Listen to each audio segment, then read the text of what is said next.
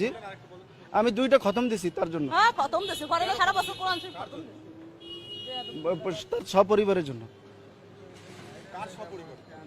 বঙ্গবন্ধু এবং তার পরিবার, শেখ পরিবার যারা এই 5-15 আগস্ট যারা নিহত হয়েছে তাদের জন্য।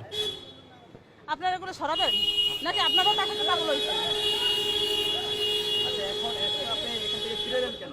আমাকে ঢুকতে দিল না, ঢুকতে দেয় না, আমি তো গেছি, পুলিশে বাধা দিয়েছে। কি নাম, কোত্থেকে আসছেন? আমার নাম মাওলানা ওলিউল্লাহ, কোথা থেকে এসেছেন? পিরিজপুর থেকে আসছি। কোথায় এসেছিলেন, কেন এসেছেন? পিরিজপুর থেকে আসছি আমি, থাকি ঢাকা, আসছি কিছুদিন আগে, ঢাকা এক জায়গায় থাকি। তো আমি তাকে খুব ভালোবাসি, কাকে ভালোবাসেন?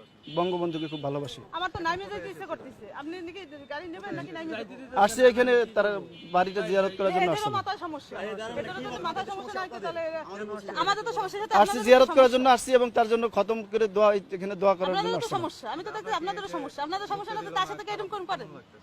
অত্যন্ত খারাপ লাগতেছে, আমি খুব কষ্ট লাগতেছে, দেশের জন্য সবকিছু করলো, তার জন্য আজ এই অবস্থা। নাম